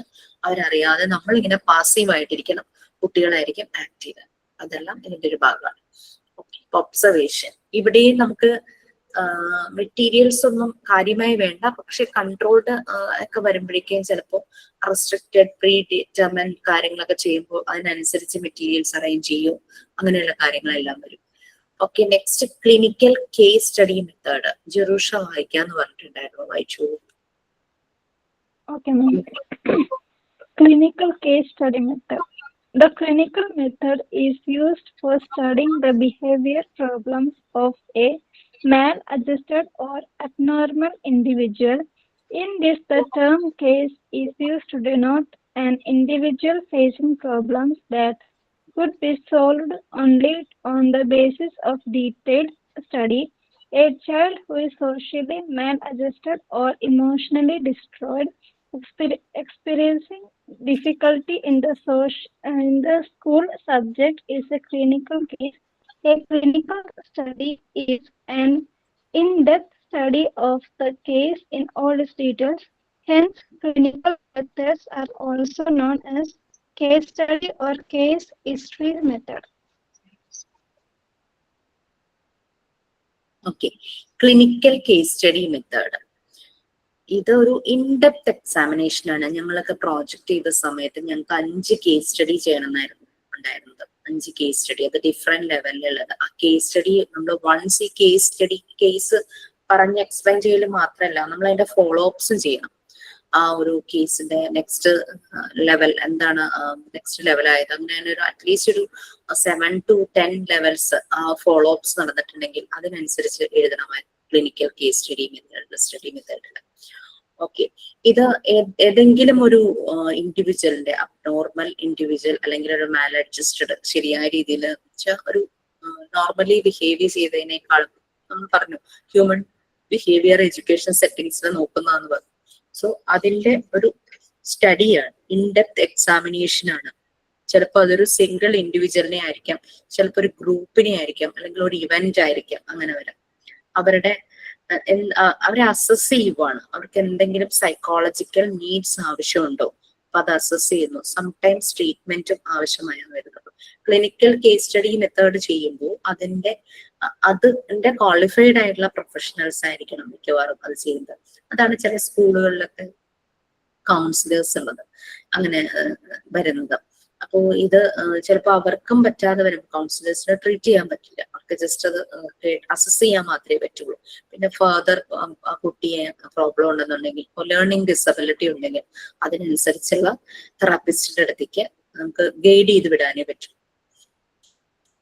അപ്പൊ ഈ ഒരു ക്ലിനിക്കൽ കേസ് സ്റ്റഡി മെത്തേഡ് വരുമ്പോൾ, ഇങ്ങനത്തെ ഒരു പ്രോബ്ലം വരുമ്പോൾ ഇതിന്റെ ഇൻഫർമേഷൻസ് നമ്മൾ കളക്ട് ചെയ്യുന്നത് പലപ്പോഴും അവരെ എന്താ പറയാ ഡയറക്റ്റ് മെത്തേഡ് അവരോട് കാര്യങ്ങൾ ചോദിച്ചറിയുന്നു. പിന്നെ ഒബ്സർവേഷൻസ് ഉണ്ടാകും.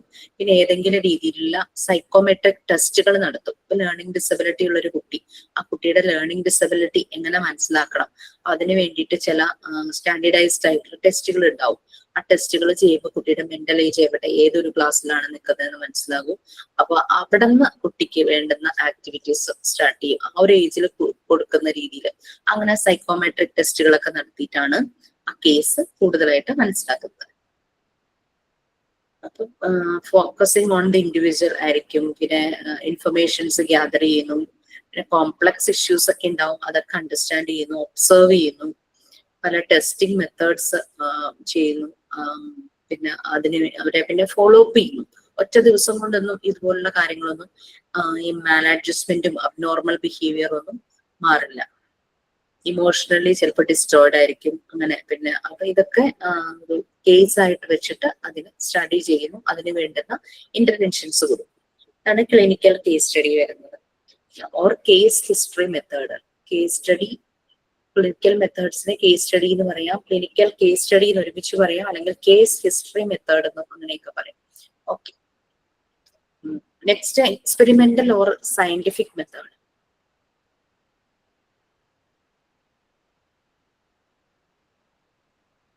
Okay, please. ഞാൻ വായിക്കാം.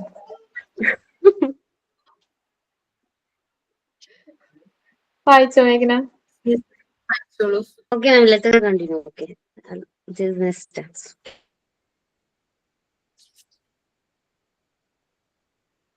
ഓക്കെ വായിച്ചോ?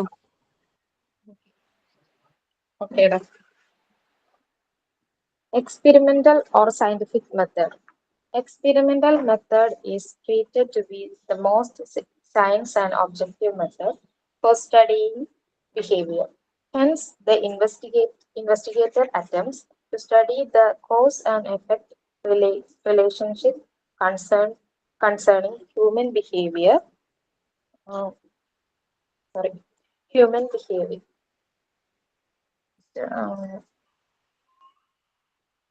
Human behavior by doing experiments that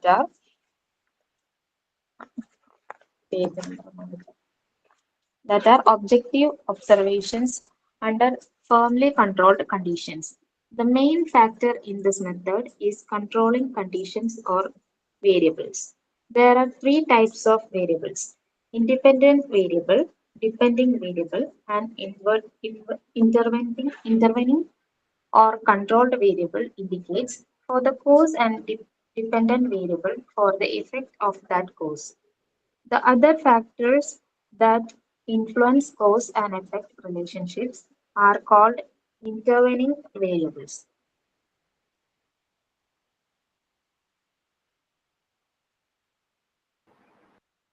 So, experimental method or scientific method. ഇത് സയന്റിഫിക് എന്ന് പറഞ്ഞാൽ നമുക്കറിയാലോ, ഫാക്ട് റിലേറ്റഡ് ആയിരിക്കും സയന്റിഫിക് മെത്തേഡ്. ഒരു ഒബ്ജക്റ്റീവ് മെത്തേഡാണ് ബിഹേവിയർ സ്റ്റഡി ചെയ്യാനുള്ളത്. ഇത് കുറെ കൺട്രോൾഡ് എക്സ്പെരിമെന്റ്സ് യൂസ് ചെയ്യും ഇതിനകത്ത്. ആ ഒരു റിലേഷൻഷിപ്പ് ബിറ്റ്വീൻ വേരിയബിൾസ് തമ്മിൽ പല കേസസും പല കാര്യങ്ങളും വരുമ്പോൾ അതിനു വേണ്ടിയിട്ട് കുറെ എക്സ്പെരിമെന്റ്സ്, സയന്റിഫിക് ആയിട്ടുള്ള മെത്തേഡ്സ് യൂസ് ചെയ്യും. അതാണ് ഈ എക്സ്പെരിമെന്റ് ഓർ സയന്റിഫിക് മെത്തേഡ് എന്ന് പറയുന്നത്. കോസ് എന്താണ്, അതെല്ലാം സ്റ്റഡി ചെയ്യുന്നു. Study the cause and effect. നമ്മളൊരു എക്സ്പെരിമെന്റ് ചെയ്യുമ്പോൾ അല്ലെങ്കിൽ സയന്റിഫിക് മെത്തേഡ് ചെയ്യുമ്പോൾ അതിന്റെ എഫക്ട്, ഹ്യൂമൻ ബിഹേവിയറിൽ ഉണ്ടാകുന്ന ആ കോസ് കാരണം ഉണ്ടാകുന്ന ബുദ്ധിമുട്ട്, അതിന്റെ എഫക്ട് എന്താണ്, ഇമ്പാക്ട് എന്താണ്, ഇതെല്ലാം സ്റ്റഡി ചെയ്യും. അത് ഫേംലി കൺട്രോൾഡ് കണ്ടീഷൻസിലായിരിക്കും ചെയ്യുന്നത്. കാരണം എന്താണെന്ന് വെച്ചാൽ അങ്ങനെ നമുക്ക് ഓപ്പൺ അപ്പ് ആക്കാൻ പറ്റുന്നതല്ലോ പലപ്പോഴും ഹ്യൂമൻ ബിഹേവിയറിനെ അനാലിസിസും അതിന്റെ എന്തെങ്കിലും കോസ് ഉണ്ടെങ്കിൽ അതിനെ കറക്റ്റ് ചെയ്യുന്നതൊന്നും എല്ലാം ഒരു കൺട്രോൾഡ് ആയിട്ടുള്ള ഒരു കണ്ടീഷൻസിലായിരിക്കും ചെയ്യുന്നത്. ഇത് വേരിയബിൾസിനെ ഡിപ്പെൻഡ് ചെയ്യും. 3 ടൈപ്സ് ഓഫ് വേരിയബിൾസ് പറയുന്നുണ്ട്: independent variable, dependent variable and intervening ഒരു controlled variable. Okay, independent variable. Researcher പലപ്പോഴും ഇൻഡിപെൻഡന്റ് വേരിയബിളിനെ ഡിപ്പെൻഡ് ചെയ്യുന്നില്ല, അധികം അഫക്ട് ചെയ്യാത്ത വേരിയബിൾ ആണ് ഇൻഡിപെൻഡന്റ് വേരിയബിൾ. അപ്പൊ പലപ്പോഴും ഈ എക്സ്പെരിമെന്റ് ചെയ്യുന്ന റിസർച്ചേഴ്സ് ഈ വേരിയബിൾസിൽ ആണ് മാറ്റങ്ങൾ വരുത്തുന്നത്. ഒരു വ്യക്തി അയാളുടെ സ്വഭാവത്തിൽ ചില കണ്ടീഷൻസിൽ ഒരു മാറ്റം വരുത്തി കഴിഞ്ഞു കഴിഞ്ഞാൽ വലിയ എഫക്റ്റ് ഉണ്ടാകുന്നില്ലെങ്കിൽ അതിനെയാണ് ഇൻഡിപെൻഡന്റ് വേരിയബിൾ എന്ന് പറയുന്നത്. അതേസമയം ചിലത് ഡിപ്പെൻഡന്റ് വേരിയബിൾ ഉണ്ടാകും. ആ വേരിയബിളിനെ മാനിപ്പുലേഷൻ ചിലപ്പോൾ അഫക്ട് ചെയ്യും. അങ്ങനെയുള്ള വേരിയബിൾ ആണ് ഡിപ്പെൻഡ് ചെയ്യും. ചിലത് ഇൻഡിപെൻഡന്റ് ചെയ്യും. ഇപ്പൊ ഫോർ എക്സാമ്പിൾ, ആ ഒരു വ്യക്തി മോർണിംഗ് എണീറ്റ് ആൾക്ക് എന്താ പറയാ ചായ കിട്ടണം എന്നിട്ടേ ദിവസം തുടങ്ങുള്ളൂ അല്ലെ, അങ്ങനെ ഒരു ചെറിയൊരു എക്സാമ്പിൾ പറഞ്ഞാണേ. അപ്പൊ അതൊരു ഭയങ്കര ഒരു ശീലമാണ്, ഭയങ്കര ഒരു വാശിയാണ് അത് വേണമെന്നുള്ളത്. അപ്പൊ അതില് ചായക്ക് പകരം ഒരു എന്താ പറയാ വാം വാട്ടർ അല്ലെങ്കിൽ ഗ്രീൻ ടീ അത് ചെയ്താൽ നമുക്ക് ഇങ്ങനെ ഒരു റിസൾട്ട് കിട്ടും എന്നൊക്കെ പറയുമ്പോഴേക്കും ചിലപ്പോൾ ഹീസ് ഓക്കെ വിത്ത് എന്ന് പറയുമ്പോൾ എഫക്റ്റ് കുറവാണല്ലോ. ഇങ്ങനത്തെ കാര്യങ്ങളൊന്നും ആയിരിക്കില്ല കേട്ടോ, കുറെ കൂടെ മാനസികമായ വല്ല കാര്യങ്ങളായിരിക്കും. ഞാൻ നിങ്ങൾക്ക് മനസ്സിലാകാൻ വേണ്ടി ഡിപ്പെൻഡന്റ് വേരിയബിൾ ഇൻഡിപെൻഡന്റ് വേരിയബിൾ, അപ്പൊ ആ ഒരു വേരിയബിളില് ചേഞ്ചസ് വരുത്തുമ്പോൾ ആളെ അത് അധികം ബാധിക്കുന്നുണ്ടെങ്കിൽ ദാറ്റ് ഈസ് ഇൻഡിപെൻഡന്റ് ആണ് ബാധിക്കുന്നത്. മറ്റേത് ആളെ വല്ലാതെ എഫക്ട് ചെയ്യുന്നു. ലൈക്ക് ആള് കയ്യിൽ എപ്പോഴും ഏതെങ്കിലും വർഷിപ്പ് ചെയ്യുന്ന ഒരു ഗോഡ് ഉണ്ട്, ഗോഡിന്റെ ഒരു പിക്ചർ ആയിട്ടാ പോകുന്നത്, അതില്ലാതെ ആൾക്ക് കോൺഫിഡൻസ് ഇല്ല ഏതൊരു സ്ഥലത്ത് പോകുമ്പോഴും. സോ ദാറ്റ് മീൻസ് അത് മാറ്റിക്കഴിഞ്ഞാൽ അത് ആളെ വല്ലാതെ ഡിസ്റ്റർബ് ചെയ്യുമായിരിക്കും. So that is dependent variable. Next, അപ്പൊ ഇങ്ങനെയുള്ള കാര്യങ്ങളാണ് കോസ്. അപ്പൊ നമ്മൾ ഓരോന്നിലും ചേഞ്ചസ് വരുത്തുക, എക്സ്പെരിമെന്റ് നടത്തുവാണ്, ഒരു സയന്റിഫിക് മെത്തേഡ് ഓപ്റ്റ് ചെയ്യുകയാണ്. പിന്നെ ആ ഒരു റിലേഷൻഷിപ്പ്, ആ ഒരു വ്യക്തി അല്ലെങ്കിൽ റിലേഷൻഷിപ്പിൽ എന്തൊക്കെ ഫാക്ടേഴ്സ് ആണ് ഇൻഫ്ലുവൻസ് ചെയ്യുന്നത്, എന്തൊക്കെയാണ് പല പ്രശ്നങ്ങൾക്കും കോസ് ആകുന്നത്, പലതും കൊണ്ടുള്ള എഫക്റ്റ് എന്താണ്, ഇങ്ങനെയുള്ള കാര്യങ്ങളെല്ലാമാണ് ഇതില് സ്റ്റഡി ചെയ്യുന്നത്, സയന്റിഫിക് മെത്തേഡിൽ വരുന്നത്. Okay, next one. Okay ma'am. Survey method അല്ല, ഞാനൊരു റിയാക്ഷൻ കണ്ടു 2-3 പേരുടെ, അത് എന്താന്ന് ഞാൻ വിചാരിച്ചു നോക്കുമായിരുന്നു.